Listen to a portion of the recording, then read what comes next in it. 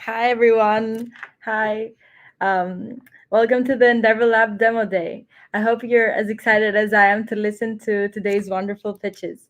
I'm Anna Papalixapulu, an associate here at the Endeavor Miami office, and I'll be the moderator for today. As many of you know, last year Endeavor Miami launched EndeavorLAB, which is a 2-month accelerated growth program for early stage companies, which had a market tested business model. This year's cohort is focused on the local Jewish community, and it would not have been made possible without the support of our wonderful sponsor, the Simpkins Family Foundation. So we'd like to extend a huge thank you to them. Today, we celebrate the end of the program with our wonderful Endeavor Lab graduates pitching their companies to the two panelists. They will share their feedback, make comments, and just share their ideas. But beyond that, this demo day is also a great opportunity to give these companies additional exposure. So we call on everyone attending to get in touch with entrepreneurs to find ways to support them, whether that is through partnerships, collaborations, introductions. The idea is to help propel their companies forward. Before we get started with the pitches, though, I'd like to invite to the stage one of Endeavor's greatest supporters, Michael Simpkins. So, Michael is an entrepreneur himself. He's CEO of Lion Development Group and board member of Endeavor Miami. This program, like many other programs that Endeavor Miami has run, is a testament to Michael's belief in creating a more diverse and inclusive and entrepreneur led economy in South Florida. So he will join us a bit later to share a few words and thoughts about this program and what it means to him and what, in general, the economic development in the South Florida area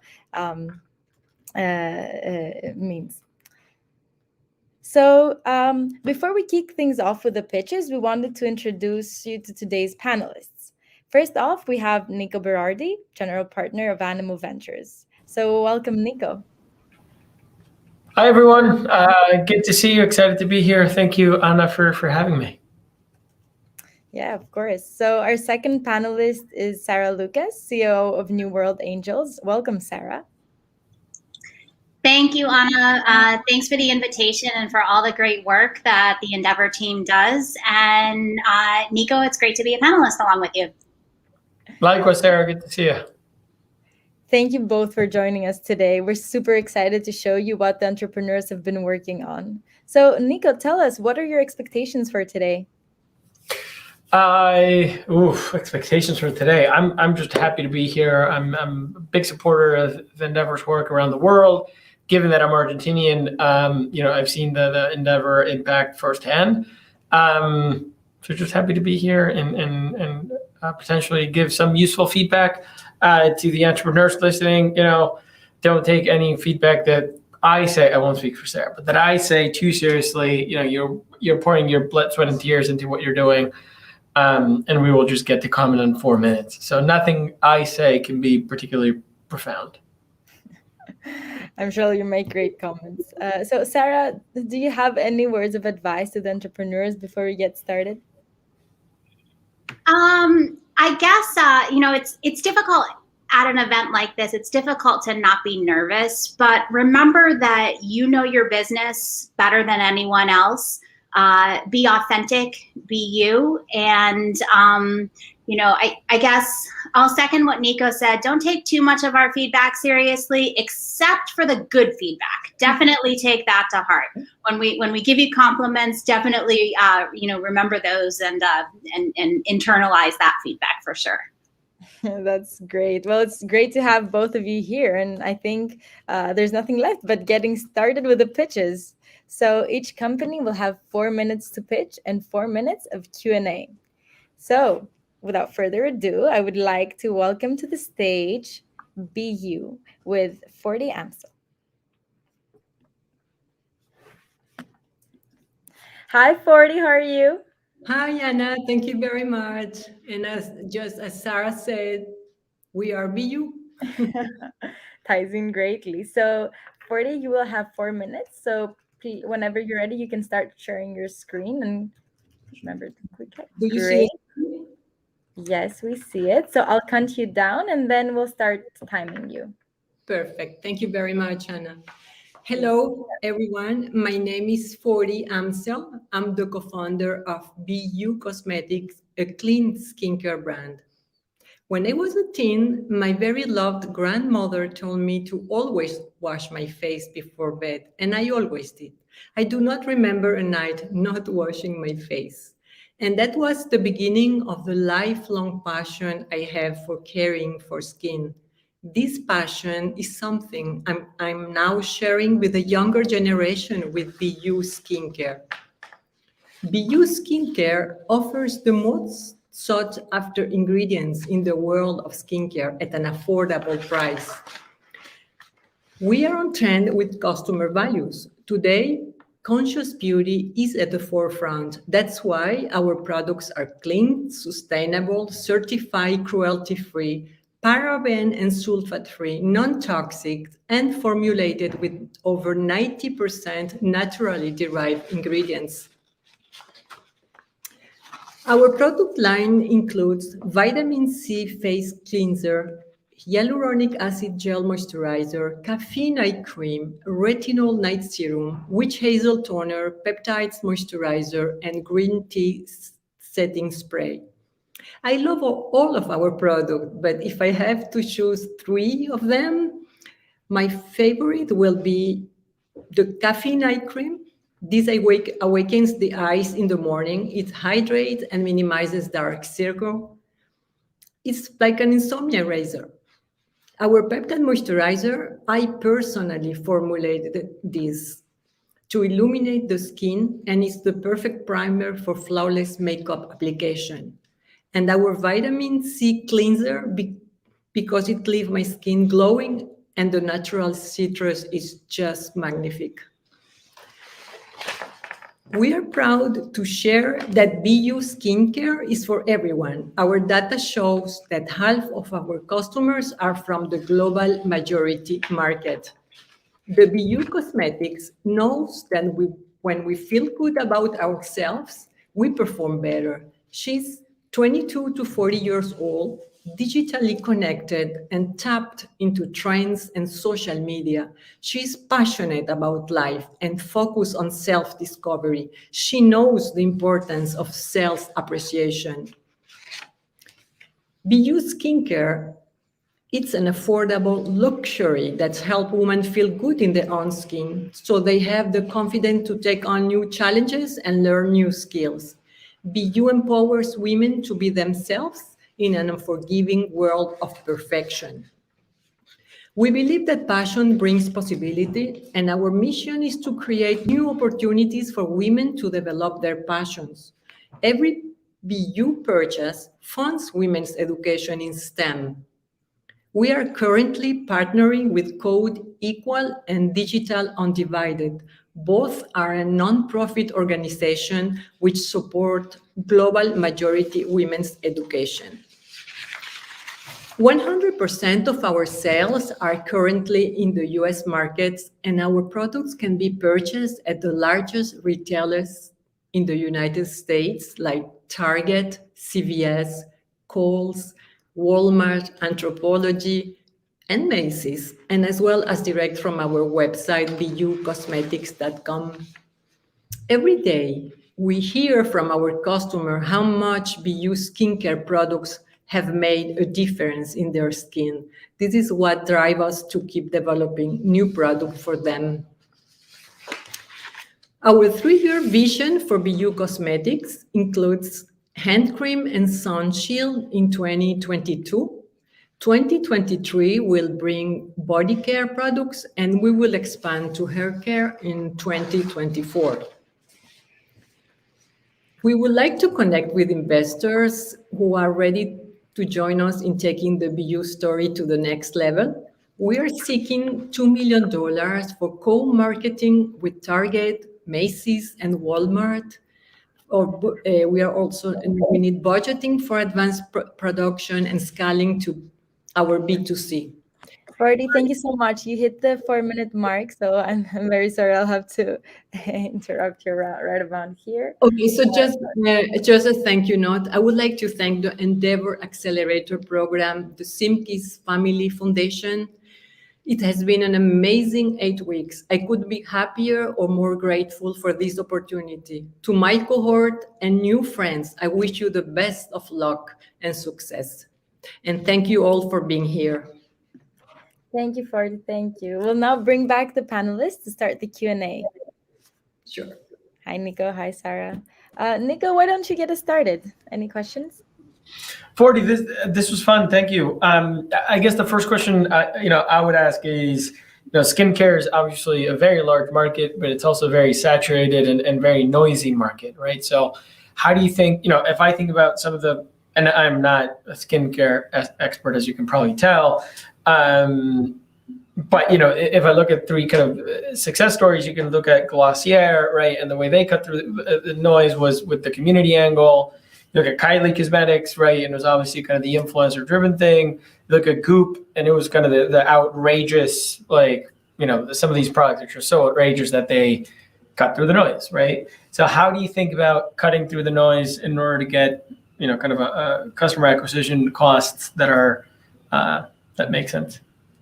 Well, Glossier is a digital brand native, and we are more focused on retailers to be in retailers. So we are very proud, and that's the beauty of BU, that the largest retailer has taken us in, and Target, and I didn't mention Ulta, but that's our next one. So we are proud of this, and I think we have found our niche in this in the retailers. Yeah. But sorry, but even in the retailers, right? You're competing for shelf space, you're competing for attention.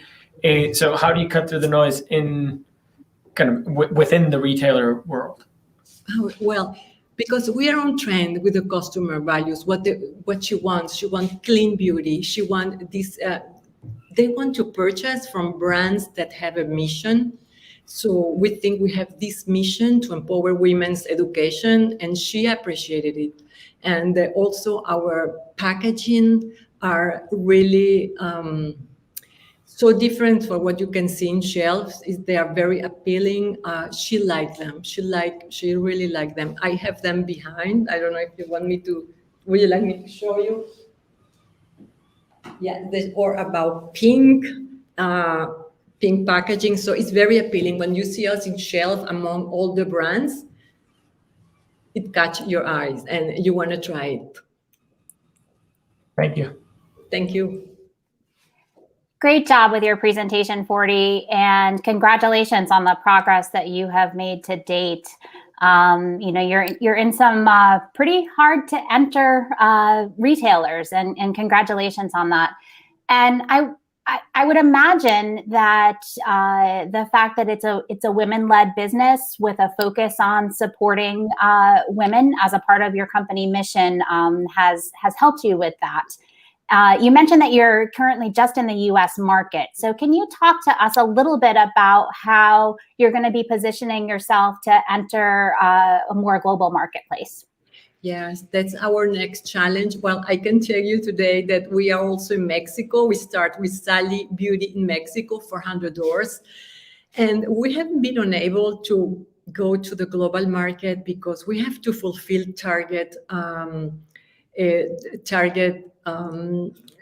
expectation. I mean, we need more product for them. Like we have now a huge quantity of orders that we need to fulfill. So we don't want to open all other markets, and because we need co-marketing with them, because to sell, it's not just being shelf. We need to sell. So we need to do co-marketing with them, with Walmart, with Macy's, with all of them. So I think we shouldn't expand yet, even though we have requests from all over. When you know that when they see you in Target, for sure, they will call you. Like today, I got a call from Anthropology UK. And well, we are not prepared yet to go global because we need to perform here. We need to perform in Target because we are only in 400 door in Target. We can grow to 4,000 door in Target. On CVS, we are in 850 doors. We can go to 8,000 door. So we are Sounds great. Our time is up again. Thank you for the question. Appreciate it. That's great. Thank you for a wonderful discussion. I think it's time to move on to the next entrepreneur. So I'd like to bring onto the stage Alfredo Cotin, who's going to present blanks. Hi, Alfredo. Hello, how are you? Very well. How are you? I'm very good. Very happy to be here. Great. So you know the drill. It's going to be 4 minutes. And whenever you're ready, you can start sharing the screen. I'll count you down and you can start. Okay, so you should be seeing my presentation now. Is that good? Yes, click hide. Well. Hide, all right. Great. So 3, 2, 1, go. Hello, my name is Alfredo Cotin. I am a natural-born creative. I cannot live without making things. I folded over 1,000 origami paper cranes. I've published photography books. I write songs, and I am not alone. The creativity has been democratized. Today's consumers are also producers, powered by technology and with access to their own audiences on social media. But we all struggle monetizing our work. On the other side, there's a big consumer shift where they are craving for self-expression, looking for new independent brands that help them signal their own individual values. These customers vote with each purchase. They expect brands to have a conscience to address environmental and social issues. And that is how we developed Blanks. We are a self-expression brand that captures the voice of a purpose-minded generation through collaborations with activist creators. So our creators are the stars. We drive their stories through product and content. Every sneaker we make is numbered. Each collection supports a social impact organization. And we use our sneakers as a mic to amplify these unique visions and to show what matters. Diversity, gender equality, mental health, climate change. These are not passing fads. We have validated with Google Trends that the conversation around these themes has been growing consistently over the past 12 years. Our current collections deal with diversity. We're working with 6 Latin American artists on the Mestiza collection, whose work celebrates the multi-ethnicity of Latin America and how it enriches our Hispanic culture. We're also working with 4 African American artists, people from Los Angeles, Texas, Chicago, and we're tackling head-on the racial systemic inequality problem in the US through a collection called I Matter. And although sneakers are at the centerpiece of our work, we are expanding our product portfolio. There are great opportunities with other pieces of apparel that can help complement the story. And we're also developing NFT technology to leverage our IP even more. We have developed a very nimble supply chain that combines high product variation with low minimum order quantities. It's very simple. We just print digital print on canvas, and then we manufacture the sneakers to keep inventory under control. And the market is very big. Everyone wears shoes, and almost everyone is shifting to casual shoes. We work in the sports leisure space. It's almost a $10 billion business, growing consistently. And sneakers have been a proven path to build iconic brand, which is what we will become. And our numbers support this. We have been selling since November. We already have a positive contribution margins. We're happy to see a very high rate of returning customers of almost 20%. And we're working very quickly on developing an omni-channel strategy. Right now, we're just D2C, and COVID has been a bit slow in developing retail. We're shifting from paid advertising to affiliate marketing, which will enable us to grow more efficiently and more organically. The financial projections are very promising. We proudly see ourselves more as an innovative small business than as a startup searching for a new revenue model. The demand for footwear is there. We want to capture it step by step. By year 3, we will break even. By year 4, we will be selling $30 million in sneakers. Why? Because we have an amazing team. My co-founder, Ariel Bacal, has more than 20 years of experience. He's a 3rd-generation shoe dog from Colombia.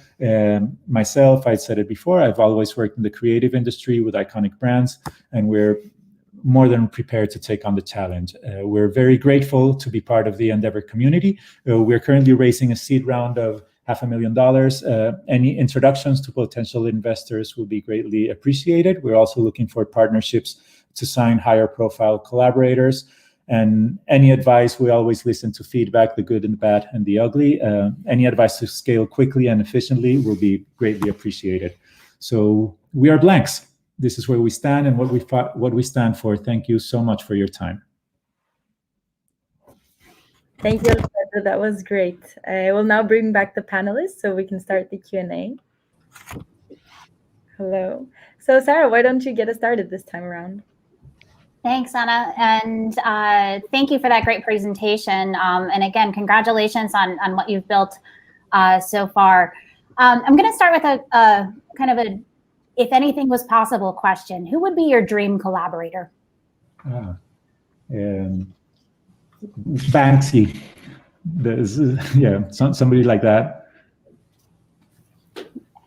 And I guess building off of that, it's interesting because you're building a brand that's so closely dependent upon the collaborators that you're working with. But how do you keep that sustainable, and how do you market that going forward, given that all of these different collaborators position themselves to different demographics, target audiences, et cetera? Yes, well, we see that as a strength more than a weakness. So now that their brands usually are bigger than our brands, we're just starting, and leveraging not only on the power of their creativity, but on their audience is our vehicle to getting organic growth. So what we're doing, many brands collaborate with creators. What we're trying to do is develop longer standing relationships where we pay very close attention to how we work together, to how their work, how we respect their artistic integrity, how it is translated into a 3D object, into a sneaker. And what we're discovering, which is great, is that their incentive is not money. They want to do this to have a creative outlet. Nobody expects to have sneakers made out of their work.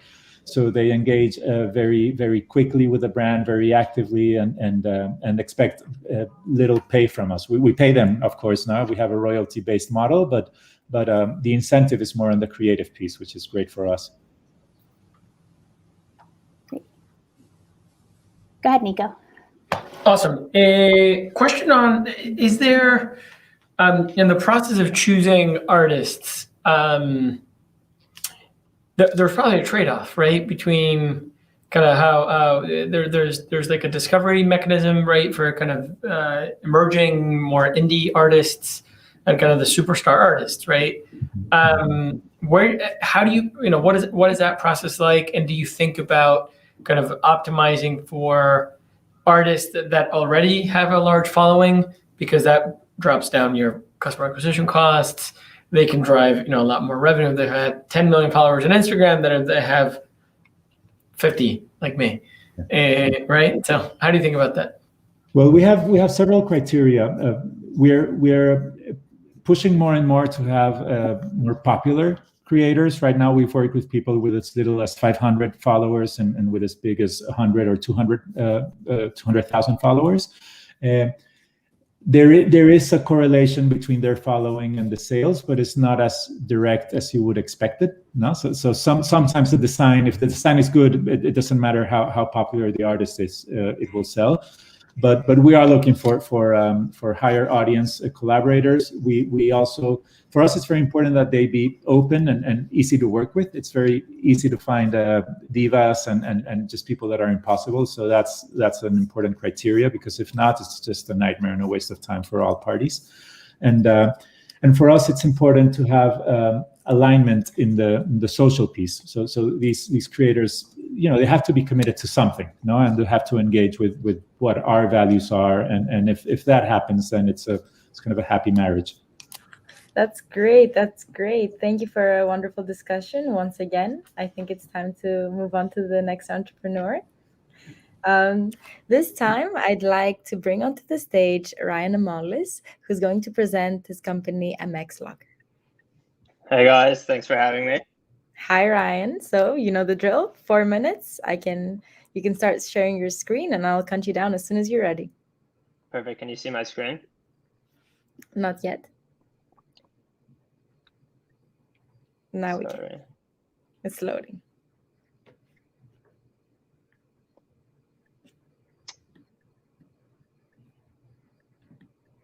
Sorry about that. No worries. Screen. Technical difficulties are part of the post-COVID life. So. Yeah. There we go. Okay, great. Are you ready? Yeah. Can you see it? Yes. 3, 2, 1. Buying and selling has been part of my entire life. Throughout middle school and high school, I found myself buying and selling anything I could get my hands on, from sneakers to snapbacks to iPhone screens. In college, one of my main passions was dirt bike riding, and I couldn't afford the sport. I found myself buying new and used gear and really couldn't find a central marketplace to find this inventory. I put my two passions together of buying and selling and dirt bike riding and created MX Locker, the marketplace of motocross. I'm Ryan. I'm CEO and founder of MX Locker. Part of our team is also Andrew, who I met at the University of Florida, who's our co-founder and CTO. He joined full-time 6 months ago to set out to build our own marketplace. Part of our team is also Nick, who does inventory management and marketing.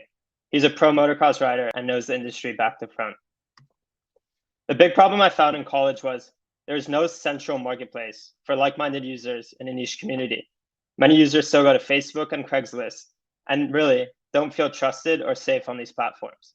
What we've created is MX Locker, a central marketplace curated for a niche community. Users can now find exactly what they're looking for and speak to users in the same community who are buying and selling riding gear, bike parts, and dirt bikes. How it works is we charge a transaction fee on our riding gear and bikes parts section. We take an 11% fee for each transaction that happens on the site. Another part of our platform is the dirt bikes for sale section. Think Zillow for dirt bikes. Since these transactions usually happen offline and are local, we charge a listing fee where users could pay for an enhancement package to bring more exposure to their listings. Our community is growing super rapidly. We just launched our new platform 3 months ago, and we've already seen a 92% user growth in the past 3 months. We already have over 15,000 registered accounts on our site and are excited for the future of this online community.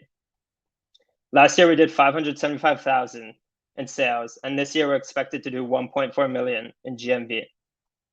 Online marketplaces aren't new to the industry. Reverb did it with music gear, Etsy did it with custom items, Goat did it with streetwear, and Poshmark did it with fashion.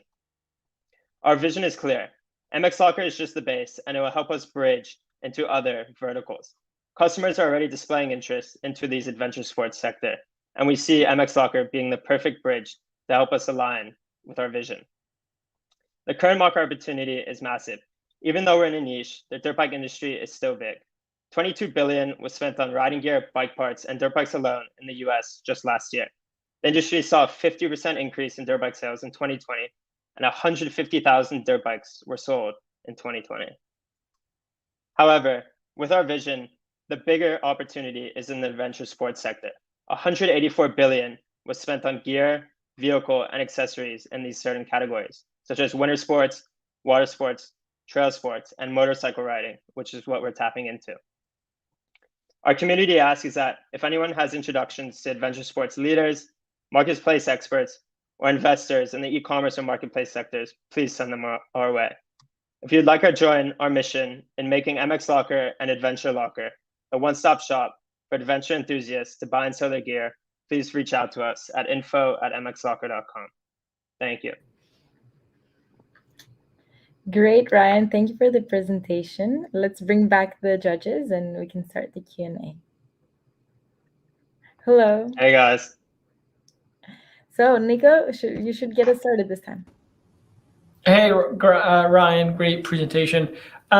Question, why start with the selling portion And I ask because, Craigslist and eBay, it's almost like they make an effort for their products to be unusable and garbage. And yet, they still hold kind of a big chunk of market share when it comes to selling stuff like dirt bikes, right? So why start here and not compete, I don't know, on community and forums and activities and like, hey, let's go to this track or that track. Let's review this. Let's review that. Why start with the marketplace versus kind of the content and community? Well, that's how I originally started. I was an original seller on the platform, and I had this normal e-commerce store and realized the only way to scale it was that users didn't enjoy selling on eBay and Facebook anymore, and they really were asking to sell on our platform. So that's right when I graduated college. That's when we opened up the marketplace, and I've seen a huge jump in community and kind of network effects that users don't like Facebook and eBay anymore and enjoy these niche marketplaces. It's built for the customer in mind. So users can find exactly what they're looking for and also speak to members of the same community. When you go on eBay, you might have a huge store you're talking to, but when you go on our platform, you're talking to ex-pros and weekend enthusiasts who are actually pretty much similar to you. So that's pretty much been the huge success and traction we've had. Congratulations on what you've built so far.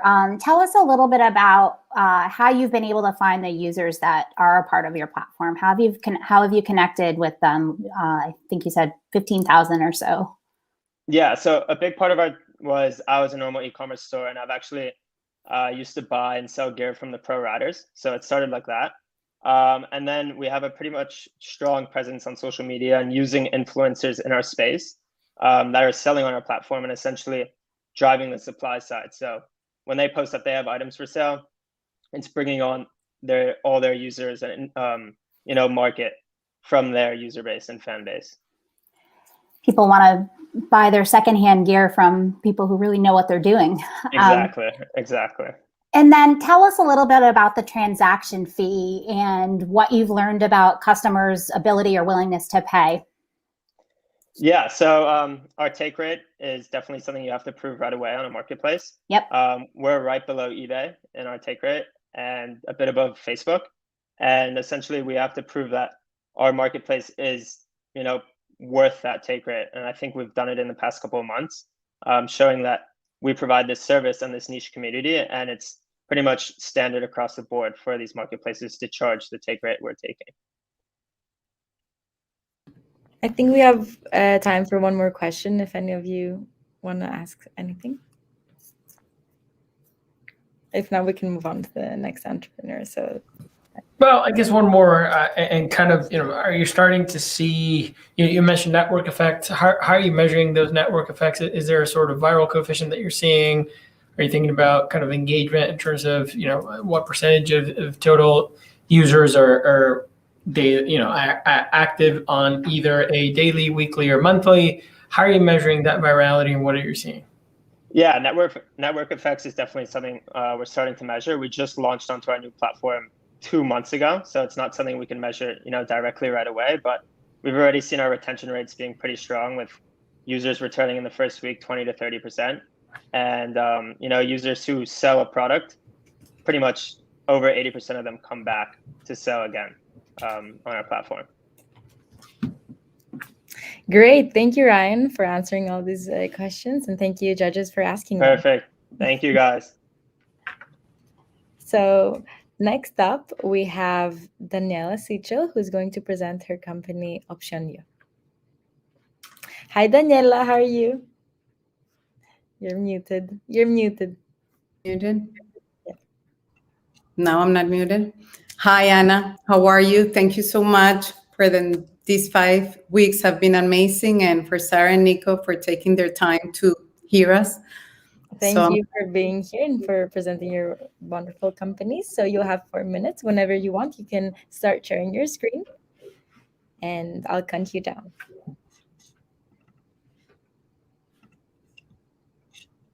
Are you seeing my screen?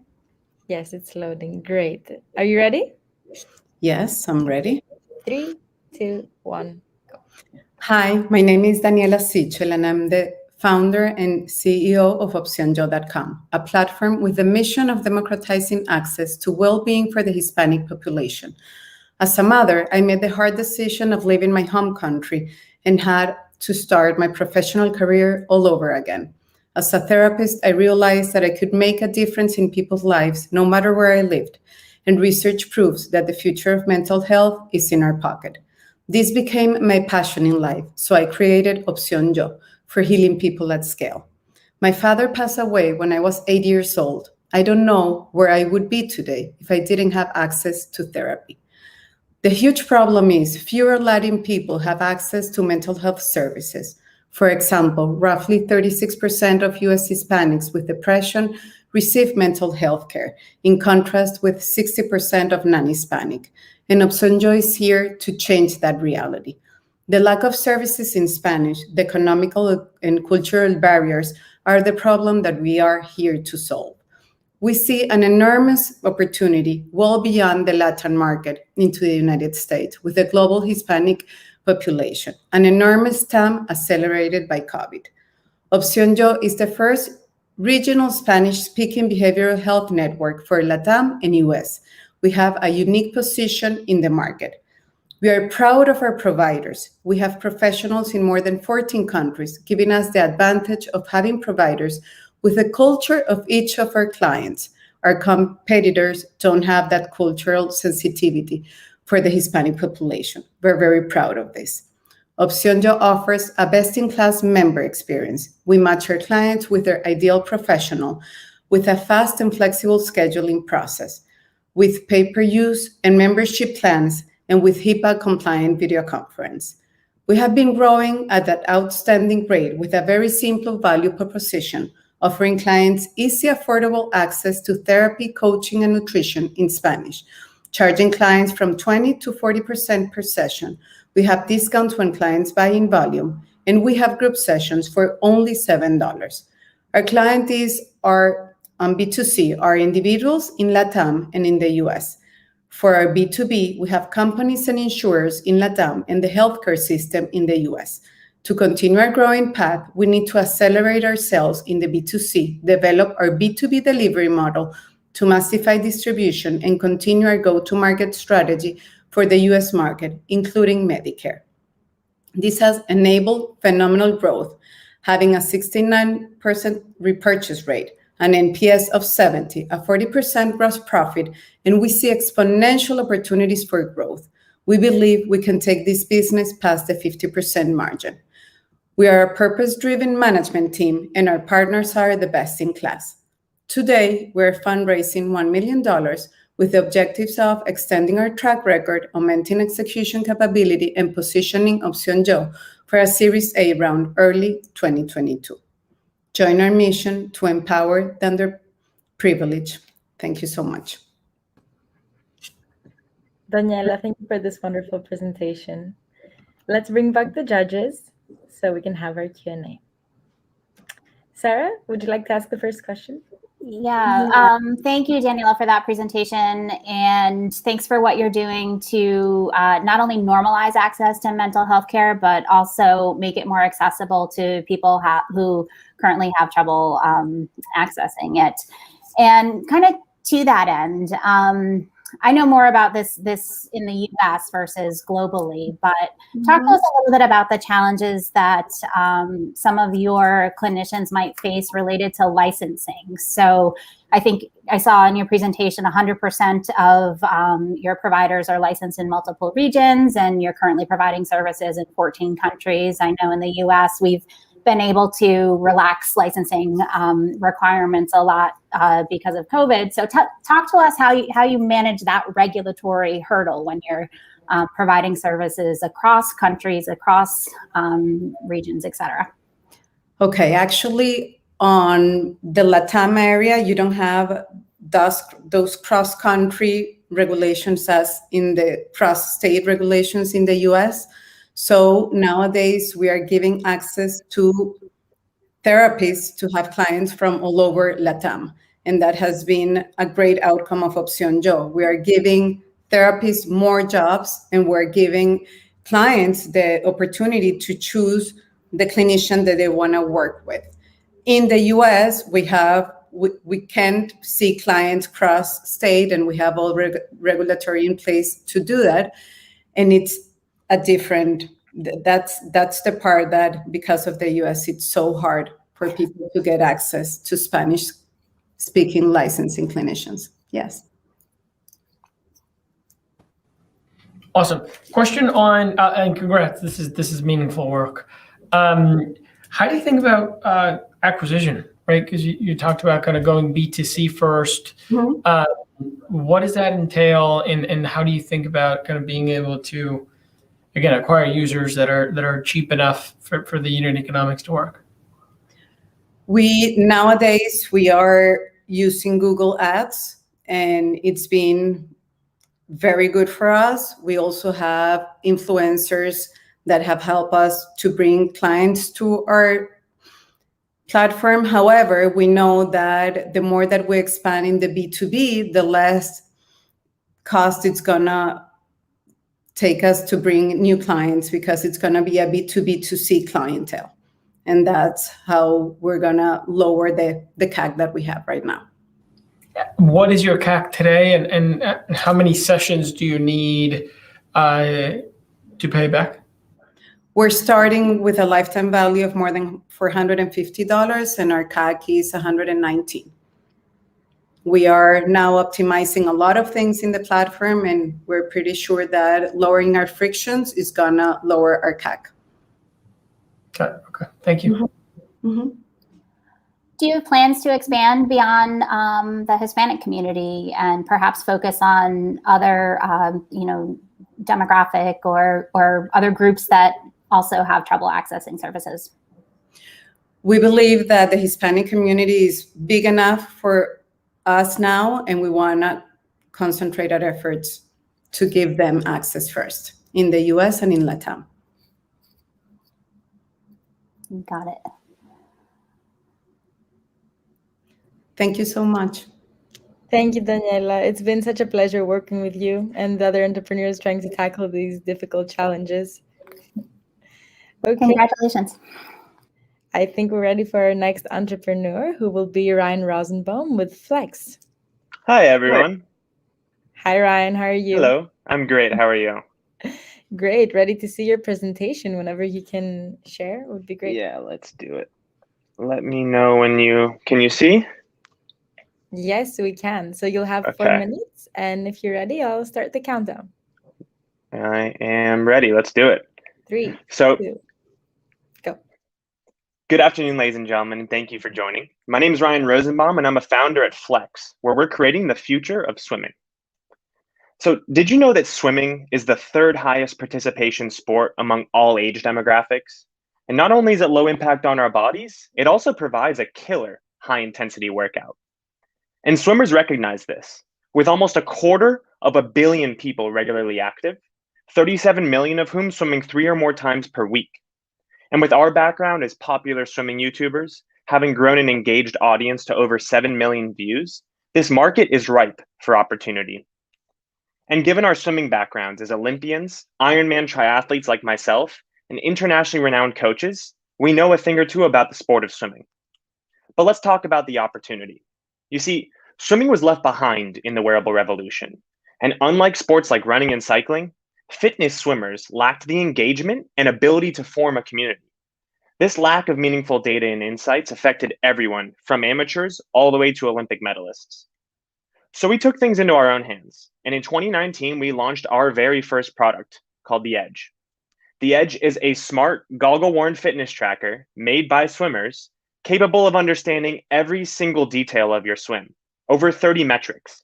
We also became pioneers in this space by introducing real-time heart rate tracking to the sport of swimming.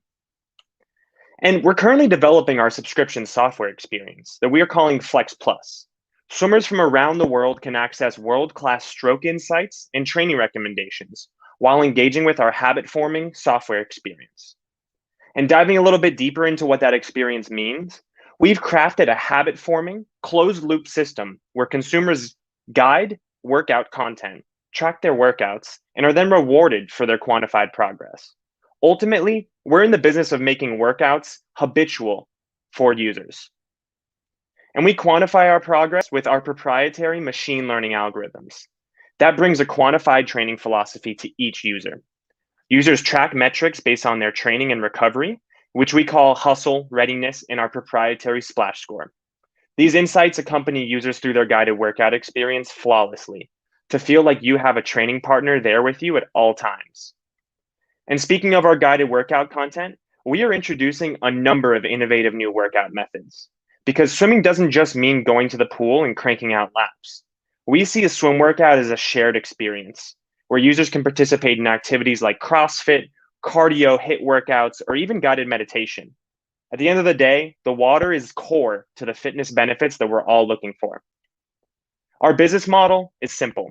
Flex Plus is a $10 per month subscription and includes content and a hardware agnostic tracking. We also sell our cutting edge tracker called the Edge for $250. Lastly, we partner with brands to bring innovative marketing experiences to a custom market of users. At the end of the day, we create premium solutions to help swimmers maximize their performance, engagement, and enjoyment of the sport of swimming. We've smashed through some of our most important milestones, including launching our first product, partnering with the largest professional swimming league, and growing our content offerings from our YouTube channel to a full-blown premium content platform. And by this time next year, we project that Flex Plus will be one of the most downloaded fitness apps in the world. Our growth strategy includes an exclusive partnership with swimming's largest professional sports league, brand partnerships with companies like Nike, and we plan on capitalizing on our already successful community-built channels. Our team's background is not just as swimmers. Our technical team has experience having been published in Nature and have worked at companies like Microsoft and the Department of Defense. And we've seen multiple unicorns grow out of the running and cycling market, and the data is very clear. Swimming is next, and Flex is the team to make that happen. We're currently raising $2 million. This will help us fund our content and technology development, grow out our team, and ultimately create a future for swimming that benefits everybody. Thank you for your time. Great. Thank you for your pitch. And now I'd like to call back the judges and we can have our Q&A. Here's our hardware, by the way, judges. That's good always. I put the goggles on, but it'd look a little silly. Would prove your point though. So Sarah, you can start us off with the question. Okay, yeah, thanks, Anna. And Ryan, awesome presentation. I was sold from the get-go, and it's an area that over the past year, I'm going to be a market research survey of one right now, but some friends and we've talked about the fact that swimming is not really met with some of the products that we have to track other fitness activities. So that's great. So excited to see this and to watch what you're able to create. Tell us a little bit about, so there are other fitness trackers that, are able to capture some data. So tell us what makes your tracker different. And I guess briefly, you're obviously looking to be your razor blade model, you purchase the hardware and then you've got the subscription for the software. But talk to us a little bit about how you see you differentiate from some of the other competitors, other than the fact that you're directly targeting swimming. Yeah, for sure. And thank you for that question. I think it's great. I'll answer it in two parts. The first part is what we currently have, which is our dedicated hardware. So we achieve accuracy that's about 30% better than the Apple Watch. And a lot of the reasons behind that is that Apple and countless other companies out there train their swimming algorithms in what's called an endless pool, which is basically just a hot tub with a jet flowing at you. Whereas us, a swimming company, we build our algorithms based off of hundreds of different swimmers over thousands of different hours of training. And so we understand a lot of the more minute details that specifically shows in distance tracking, stroke tracking, and workout breakdowns. The second part of that question, which I'll lead into, is that the future of Flex is actually hardware agnostic. So we over-engineered a piece of tracker for the swimming world that has been used by Olympians and all this kind of stuff. But we do see our algorithms being implemented into all the popular trackers on the market. We currently have a beta of the Apple Watch app, and we see basically fixing some of the accuracy issues on the front end, but also introducing that all-around ecosystem experience, which will ultimately bring in all the swimmers.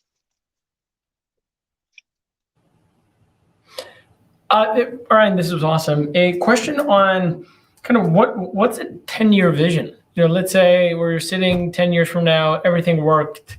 What is Flex? Yeah, no, that's a fantastic question. I mean, not to sound cliche over here, but what Peloton pulled off with teaching people that they needed bikes inside of their home, right? That used to be pretty goofy. For swimmers, we have a much better situation. In the U.S. alone, there's 11 million residential pools and 11 million private resident pools, and 300,000 are residential municipality pools. And basically, our plan is that with our guided workout experience and the content and the tracking and the engagement all around, we do see a future where people are going to their pool and utilizing their backyard pool a lot more than they currently do to get a kick-ass workout, honestly. They can do everything that they would be going to a class or a gym for just in their own comfort of their pool. So ultimately, 10-year plan is if you can swim, if you can barely swim, if you can't swim, you're engaging with our product. I love that vision, and I like the fact that you're thinking about expanding beyond just your typical lap swimming as well. And it's been an area that I know influencers like Gabby Reese and others, they promote these pool-based workouts, and It's a lot different than the water aerobics that you think about 85-year-olds getting together at their at their community pools to do. For sure, yeah. We always say that we're making aqua aerobics badass, and the Gabby Reese comparison is perfect because her and Laird are definitely inspirations to some of our content push. Yep. Thank you guys. These are great questions. Any more? Any negatives? I would love the negativity if you have it.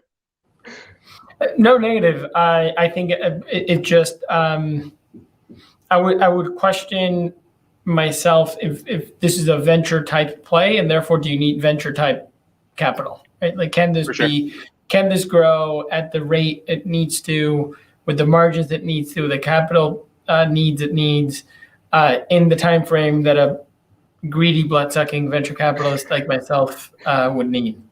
For sure. And one thing I'll add, which I appreciate that, a healthy skepticism should always be there. One thing I'll add is, so we launched our product. I'm not being a skeptic here. I'm just saying, oh, no. There are multiple companies that are great businesses that just don't fit the venture model. And that doesn't mean anything in terms of how great that business is. It only means that it doesn't fit in the tiny, tiny square box of companies that actually fit the venture model. Yeah, it wasn't a skeptic comment. For sure, no, none taken. But one thing I'll add is that with our current product that we launched at the end of 2019. So we basically had 4 months until COVID hit and people were stuck in their homes. So we immediately sold out of all of that, and we actually sold over $170,000 worth of product with only $12,000 worth of marketing spend, which basically to us shows that's a cost per click of about 17 cents, which is a lot lower than the normal industry average. So to us, that just shows that people already know that you get great workouts from swimming. We're all watching the Olympics at night. We see the bodies of these swimmers, and we all have access to pools. So the venture case for us specifically, because we've been in some of these conversations, is that everyone knows they should be swimming. So why aren't you? And we're basically the reason. Thank you guys so much. Thank you, Ryan. Thank you for this wonderful discussion. So I think it's time to go to the next entrepreneur, who will be Stephen Charlotte with Soap Health. Shalom, everybody. My name is Stephen. How are you? Hello. Hi, Stephen. Whenever you're ready, you can start sharing your screen so we can check that it's working. Okay, I thought I was sharing my screen. Let's try it again. What do I need to do to share my screen? Like in the practice. Hold on a second. You have to press the share button and select the screen. And then share. Share button. Hold on. Share. Screen. Share screen.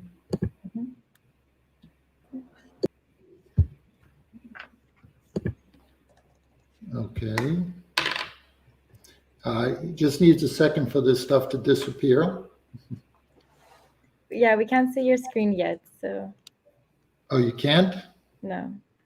you need to press the share button, and then select the screen that you want to share, and then again press the share button. How about now? Great. Yes, we can see it. Great. Just need Okay. a second for this stuff to disappear. Okay, great. 3, 2, 1, go. Shalom, my name is Stephen Charlap, and I am the CEO of SOAP Health.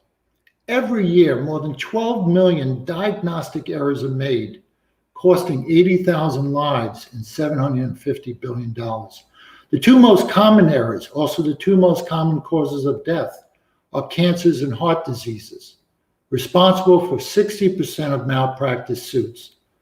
This is personal to me because I lost my brother to a too late diagnosed cancer.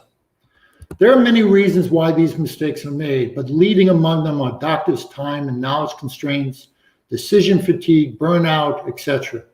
This leads to incomplete and inaccurate patient data collection. Bad data leads to bad decisions. Physicians and patients need help. SOAP has developed 3 integrated and physician practice enhancing solutions to the problem. The first one is the perfect medical interviewer, a conversational AI-powered digital human that conducts interviews as well, if not better than doctors. Let's watch a quick video. Oops.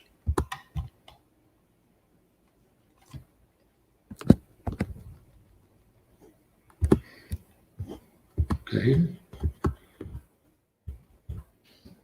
Doesn't want to play.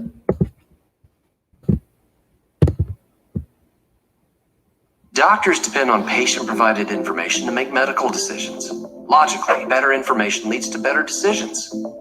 So why are doctors not collecting important information, such as detailed family medical history that can identify their patient's risk for cancer and other diseases? The answer is simple.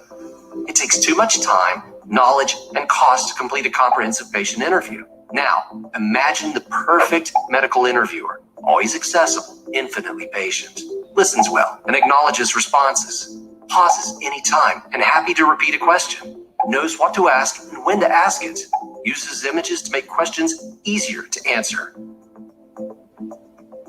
speaks your language, lowers medical costs, smart, engaging, sometimes funny, never judges, and totally free of bias. Stop imagining. Hi, I'm Jeannie, and it's really nice to meet you. I only hear you when I'm done speaking, but you can always select answers. And then the second product we created is RiskView, based on 9 sets of Medical Association published guidelines, which we created 400 plus algorithms with doctors at Stanford and Harvard. And we created a new way of visualizing family history. Plus we incorporated a symptom triage program. And then finally, the Smart SOAP Notes, subjective objective assessment plan, which compiles it all into a medically useful note for doctors. Basically, we've done 50 to 90% of the clinical encounter before the patient's even been seen. We've done 2 pilots, one at SMC in Miami, one at Stanford. Both of these pilots got great results. The most notable result is 44% more actionable information collected in 66% less time, with 80% of patients saying they're sure this would improve their patient care. What you see here is an example on the left side. This is what the doctors and nurses in the clinic collected. On the right side, this is what the application collected.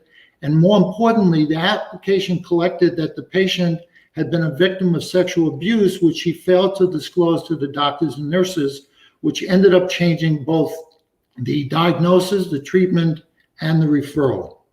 Our business model is twofold. One, for a value-based care system, it's $250 per patient per month, with some additional revenue streams totaling about $50 per patient per year. Or in a fee-for-service system, our additional information collected allows doctors to bill at a higher level, which at $5 per patient will generate a 7x ROI for doctors and a 50 to 1,000x ROI for health streams from downstream revenue from additional procedures and diagnostic things. The market size is huge, $750 billion. The service market, $15 billion. and we believe 150 million in annual recurring revenue is possible based on a market comparable of a publicly traded company called Phreesia. Why soap? Because the most common used way to collect information continues to be paper and computer forms. There are other companies in the market, but we have some keen competitive advantages, including a patent pending on the use of a digital human as a medical interviewer. Finally, the SOAP team, myself included, I'm a serial medical entrepreneur, MD, MBA. I've got an expert in digital humans, an expert in leading engineering teams, and a top engineering manager. Our financials, we've raised 1.35 million today. We're raising $1 million to build our business development efforts. We're seeking additional pilot sites, and we're seeking to close a number of customers who we're already in discussion with. Thank you, Stephen. And that's it. Yes, that's it. Perfect. Right on time. So we can bring back the panelists and start the Q&A right as of now. So whoever wants can get started. Nico, why don't you? If you have any questions. I'm not a healthcare guy, so apologies for kind of the ignorance. It wasn't entirely clear to me who you're selling to. Are you selling to the providers, to the payers? Who are you selling to, and why, outside of the ability for them to bill more, why, what's kind of the value prop to your specific buyer? Sure. There are 5 value propositions. One is we improve physician productivity. 2, we generate more revenue for them. 3, we decrease liability exposure. 4, we improve patient care. And 5, we introduce genomic sciences into medical practice today. We're selling to physicians, health systems, clinical researchers, anybody who wants to do a comprehensive intake, analyze the intake, and generate a report based on that intake and analysis. Talk to us a little bit about, first, great presentation, and I love what you're doing with Soap Health, and I know, we've discussed a little bit the challenges of selling into, the physician market and how managed providers like Athena or Cerner or some of the harder to penetrate platforms. But on the patient side, talk to us a little bit about the feedback that you've received during your pilot tests and how patients respond to talking to a computer-generated human versus a more natural carbon-based human. Yeah, so let me start with 2 years ago, there was a study that demonstrated that more than half of Americans lied to their doctors about things that embarrassed them. And there is a huge body of literature that shows the opposite with digital humans. People tend to disclose far more to a digital human. In fact, the study of the brains of people talking to digital humans versus humans showed a completely different pattern of activity. In the study we did with a primarily Black and Hispanic patient population, we got 95% completion rates with 90% satisfaction among a mostly tech and health illiterate population. This character not only talks to you, but she makes jokes with you. Like she'll say, "How old are you?" If you say, "I'm 40, she'll say, "Wow, you don't look a day over 37. Or when she asks you what your height is, she says, not the height you tell your friends, but your actual height. So she tends to be very conversational, very chatty. You can cut through the chat if you want to, or you can be very chatty with her. She's meant to build rapport over the long term, and so far patients seem to love her.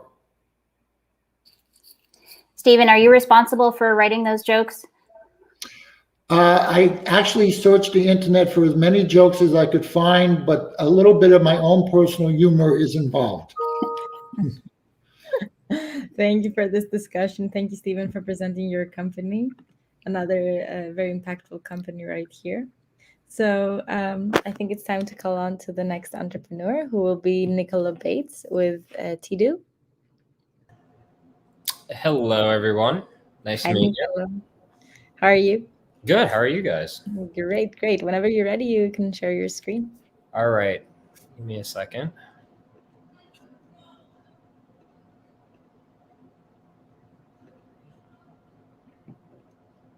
All right. Does that work for everyone? Not yet. Okay, now it's loading. Great. Perfect. I apologize. I have to scroll because it's not letting me pull up a PowerPoint version. Only a No PDF. worries. No So- worries. I'll count you down and you can start. Sounds good? Perfect. Well, hello everyone, and thank you for joining. And I want to thank the Endeavor team for their excellent program that they've hosted for us all. I'm sure everyone appreciated it, and it was definitely insightful. So a little bit about me. I'm the founder of TDO. We're an ed tech company that created the operating system to help universities deliver supplemental instruction methodology. A little info on the background of what universities are facing right now. Poorly prepared students are causing a big problem for universities. 1 in 3 students are dropping out of college every year. There's been an increase in the decline in enrollment has increased dramatically over the past few years, obviously because of COVID and COVID-related issues. And government funding continues to decrease every single year. That's a big issue when 34% of all the total public funding revenue comes from the federal and state programs. And those programs have transitioned to performance-based funding, which means that their amount of funding depends on enrollments, course completion, graduation, success. So students definitely need a lot of academic support outside the classroom, and now universities are financially motivated to provide it. So what is supplemental instruction? It's a type of academic support methodology that's based on campus, and it's been proven to boost student performance and retention. Students who participate in at least 80% of the supplemental instruction classes outside their class typically have 1 full letter grade or higher in performance, as well as higher chance for retention, which drives revenue for the university. And the creator of this supplemental instruction methodology is the ICSI, the International Center for Supplemental Instruction. It was founded in 1970, and since then, they've helped create 1,700 programs across universities around the world, 48 of them having been recently accredited in their new data sharing program, and over 10,000 administrators and leaders have been trained by this organization. And that's very important. Those universities can continue to operate their programs using spreadsheets and paper for thousands of students, or they can use TDO. So TDO is a plug-and-play SaaS platform that helps universities centralize provisions of their extracurricular support infrastructure. We're purpose-built and FERPA compliant to administer and deliver SI programs across departments on a per college basis. So each university has their own localized version of our infrastructure. We save the universities a tremendous amount of time and money by integrating into their existing IT systems and automating the delivery of these SI programs, both in person and online, which is a big trend today in the post-COVID environment. And now we deliver smart data that actually drives change by tracking student progress and challenges so universities can optimize their instruction and curriculum in real time. We're looking to become a new category of centralized academic support infrastructure. And our SI solution is just the gateway into the entire university ecosystem for academic support, because the same things that we do for SI, we can do for the tutor center and other departments. Also, we own the exclusive data pipeline and database for accredited universities that report to the ICSI. So even if they're not our customer yet, we still get access to the reporting data because it's being submitted into the database that we created. And that's big for big data opportunities. We're the exclusive recommended SI operating system for the network of 1,700 universities. We have 10 universities coming under contract for spring semester of next year with a total ARR of about 400K. And that's just scratching the surface of the 700 warm leads that we've been directly introduced by the ICSI. And our average ARR commitments for universities is about 50K blended. And that's on 5-year commitments with a 90% gross profit margin. And we do this by integrating into existing EdTech leaders, Instructure, Brightspace Cloud, Blackboard, and Ellucian. A quick case study, we helped Cal Poly achieve a 9 times ROI through SI automation and productivity gains. To translate that in dollars, we saved them about 300K in 7 months. We reduced the time it took them to actually start their SI program on a quarterly basis. It used to take them 4 to 6 weeks with a team of like 5 people. With our platform, it took a few hours with 1 person. They reallocated a bunch of their full-time hires to other departments.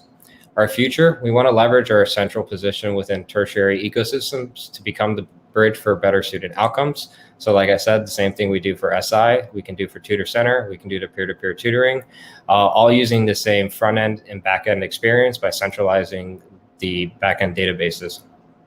We can unlock additional revenue from peer-to-peer tutoring, employer advertisement once we start bridging the better students into better opportunities, and big data monetization. So what are we using our capital on? We need to boost our sales and marketing to onboard more universities and invest in product development to unlock complementary markets. So far this year, we hired and trained our customer success team. We began working on 700 university leads, and then next year we're launching a bunch of new modules. T2 is led by me, Dimitri, and Augustin. Dimitri is my co-founder and the CIO. I have a background in finance and economics and corporate strategy. Dimitri is the background tech guy. He's developed different specialized teams for different sectors in banking, education, and state administration. And Augustin David, who just came on as head of BD and partnerships. He was a university system chancellor who had to take an old, outdated, in-person academic program and turn the whole entire infrastructure online for the students across Latin America. So we have great experience behind the team. And we're currently raising a round of about 5 million, which will be used towards product marketing, sales, working conditions, contingency, and bringing in more front office. Just to leave you on a quick quote, the head of the ICSI basically said that it's instrumental for universities to use our technology because the key data points that we provide them greatly maximize their SI budget and improve their student retention, which is key in today's education environment. And that's it, everyone. Thank you. Thank you. So we can bring back the panelists so we can start the Q&A. Sarah, do you want to kick us off with the first question? Sure. Nicely done. Great presentation and important technology that you're utilizing. I've been an adjunct professor at a couple of different universities and have found quite frequently the subject that you're teaching doesn't end up what you actually end up, it's not always what you end up spending time teaching because of the fact that there are such gaps in student knowledge when they get to the university level. I mean, tell us a little bit about what it's like selling into the college and university market. I've been involved with a couple of companies that are selling into that market, and decision makers typically are committee-based, and there's a process. So talk to us a little bit about how you've been successful at selling into the higher ed market, and you mentioned your pipeline. Tell us some more. Yeah, absolutely. So I think the big challenge with technology in higher education, which is why it's very difficult for companies to succeed, is you're right that, every university is like their own company. You don't have the direct pathway to who you need to talk to. You have to please everyone. All it takes is one person to say no. So we thought the best way to penetrate the university ecosystem is through partnerships. So we established partnerships with Blackboard, Ellucian, Canvas, D2L, which are the 4 largest LMS and SIS providers. So that built like an immediate credibility. We're advertised by them on their platforms as like the solution for SI and tutoring center. So that created credibility. But the big partnership here that we have is the ICSI. We have an exclusive partnership with them. We maxed out the term by legal metrics of Kansas City. So 5 years with automatically renewing. And what's cool about that is that everyone's incentivized to use our platform in that relationship. So the ICSI, the more universities that are using the platform, the better the data is, the less like data that they're being provided on Excel spreadsheets, PDF, Microsoft Word. Someone sends their data on Microsoft Notepad, to give you an example. So when I say warm leads, it's literally the ICSI saying, these are the people that we work with at these universities and they make a direct introduction. And then from there, it's, showing the cost savings and showing that it's safer to do the methodology this way. The reality is, with SI specifically, COVID kind of just rocked their world. It was very difficult for them to be able to provide this type of learning methodology when people were hybrid in person and online, and this isn't going to change in the near future. So a software that automates like 90% of the manual processes to run these centers is kind of like very needed, or they're going to have to ask for more money to hire more help. So that's kind of the position that they found themselves in.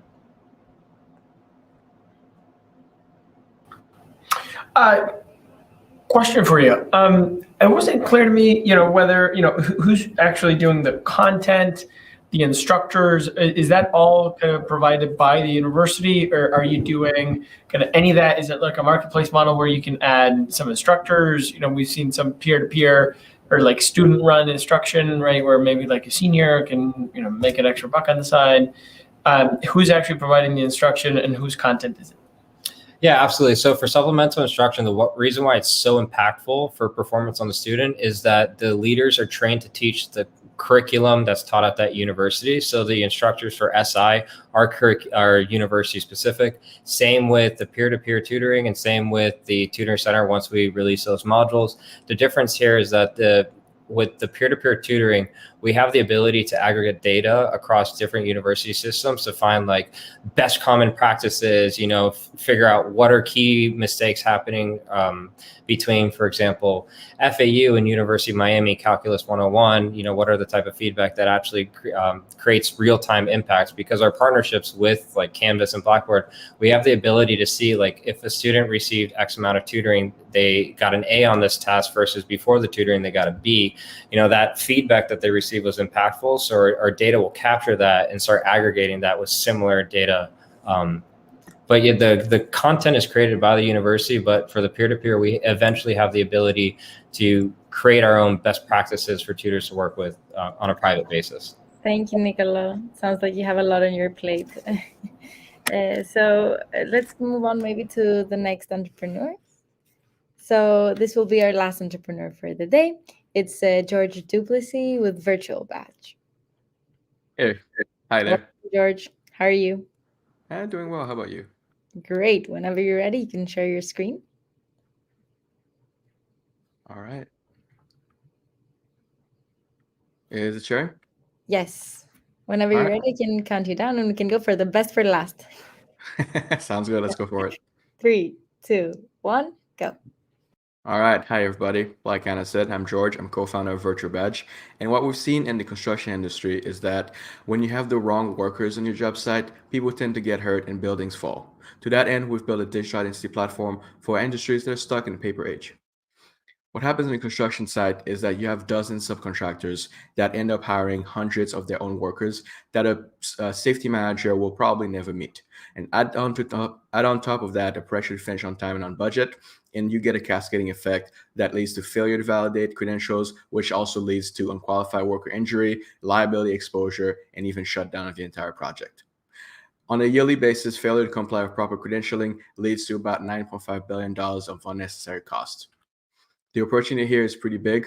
There are over 500,000 construction companies in the United States, and within those, there are 125,000 projects that absolutely need Virtual Badge, which leads to a $1.6 billion SAM for construction safety software.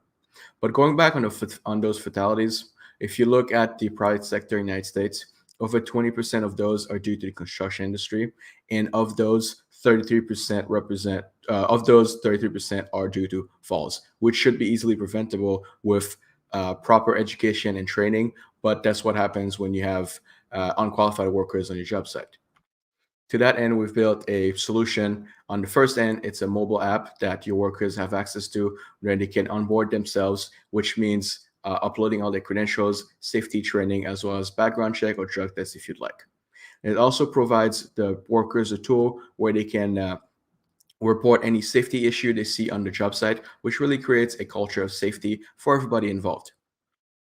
In terms of project management, you, the project manager, gets access to a web-based control center where you can not only see an overview of the whole project, so you know how many people on your site, but also you can dig deep to any of those individuals so you can see what credentials they have, or even deactivate a badge if something wrong happens. You also get access to those reports that your workers are sending in. You can get the location of the report as well as photos to really tie in everything together so that you see that safety is taken seriously. You can and beyond being able to see how many people on your project site, you can also see where all the people are thanks to our GPS-based geofence. In terms of market validation, we've been on a few project sites already with Clayco, Shamit, as well as JDS Development Group. And just as an example, JDS is currently using us in New York City to build the tallest, thinnest residential building in the Western Hemisphere. It is a $2 billion project, and they're currently using virtual badge to make sure that everybody entering the site is somebody they've actually hired and they're proficient at their task. Our business model is fairly simple. We charge on a per project basis. It's a $1,500 setup fee with a $900 monthly cost. Our traction has been pretty massive. We started in the tail end of 2019, but I'll focus on 2021, where this year we've seen 143% growth month over month. Our team has worked together for 10 years now. John Simeon is the CEO. He takes care of sales and marketing, and myself, CTO, COO, I take care of fundraising, operation, and technology. We have a pretty solid team of advisors, such as Jim Atkins, who has taught us sales from his enterprise background, such as John Deere and General Motors. Our community ask is introduction to tech-forward construction companies in the local community, as well as connection of investors. We are currently raising $500,000 to build on top through our marketing, our sales, as well as technology, because we want to add in physical access control as well as single sign-on to really shore up our technology. Thank you very much. Thank you, George, for this wonderful presentation. We'll bring back the panelists so they can ask you a few questions. Sounds good. Great. Sarah, do you want to get us started? Sure. Nicely done on your presentation, and congratulations on what you've built and created to date. Have you thought at all about instead of or potential for expansion with certain HR platforms, payroll providers, et cetera, companies that might already have some of the data that you need access to, have all of that captured? That's a great question. So we are actually partnered with some of the background check companies in the United States, and through them we have partnership and connection with some of the HRIS solutions that are in the US. So they can connect directly to our API and provide us all of that data. It really simplifies the whole process for us. Great. It seems like the easier you're able to make it for those managers, you know, on site, the more success you'll have. Go ahead, Nico. Hey, George. No, the question was more around incentives, right? Given that you know it's the construction industry, there are multiple different. You know, you've got the GC and you've got the sub and you've got the developer. You know, there are so many moving parts that how do you generate kind of the what are the incentives for for this to be kind of the de facto kind of day-to-day thing? Like what is the pain? What is the shared pain point across every stakeholder in this very complicated chain such that they will need to adopt this? So we typically work only with the GC, and the GC, with their basically power, because they're responsible for everything, pushes it down to all the subcontractors, and that includes all the people you're mentioning. The one exception will be JDS, because they were responsible for both the development and the construction, because they have both arms within that company. But typically, we just stick to the GC, and their main incentive there is that beyond safety, they also can use our software to track time on site to make sure that they're not being overcharged or undercharged and things like that. It's just, but safety is the main thing for them, because the more people get hurt. I mean, just one fall costs an extra $100,000, and that's just somebody getting hurt.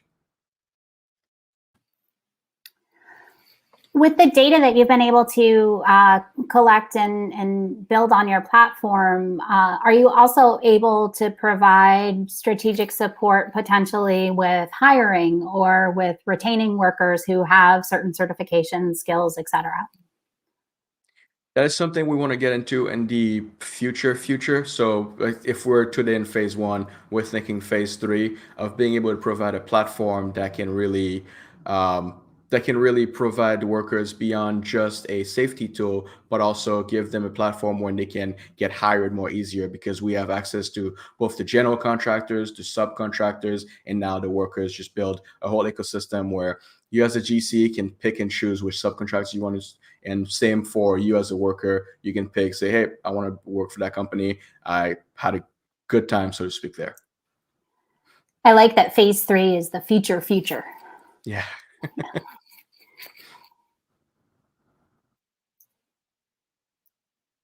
Any questions, Nico? I'm good. Thank you. I All right, think thank you. that's great. Thank you both for your time, and thank you to Endeavor. Thank you, George. That concludes the pitches for today. So it's a wrap. Thank you to all the entrepreneurs for their presentations and you panelists for your incredible questions and suggestions. And just I wanted to ask you, like, any highlights for today for you, or do you have any final remarks that you want to share? I guess for me, I'd say just overall, I'm impressed by the quality of the presentations. It's obvious that folks who go through the Endeavor program really get the feedback that they need in order to be able to deliver a concise presentation that covers all of the key points. I'm also really enthusiastic about the fact that so many of the companies that were highlighted today are doing things to not only generate financial return, but also make a difference in making the world a better place. And that's something that's exciting to see. Yeah, Makes me definitely. hopeful. I think that defines what Endeavor entrepreneurs are all about. How about you, Nico? Any comments? Similar. I think the only thing that I noticed kind of as a common denominator in things that I would add to the presentations would be around distribution. Like, how do they plan, or what are they already doing, in order to acquire customers or break through the noise? Because most of what we heard today was super interesting, but also in industries that are heavily competed, that are complicated, and just how do you cut through the noise? I think I read somewhere that I thought was funny that first-time founders focus on product, second-time founders focus on distribution. Just because in today's world, even Google Ads, Facebook, SEO, SEM is becoming increasingly expensive. So I think that's one thing that I think I would add if I were one of the founders in the audience. Great. That's good advice, and I'm sure you're being listened to right now. It's a good point, and it's especially when there's not a lot of intellectual property at play, it's really execution, and execution is about connecting with customers and building that market share quickly. So really good point, Nico. Great. Thank you both for your time today. It's been an honor having you here and sharing your thoughts and comments with our entrepreneurs.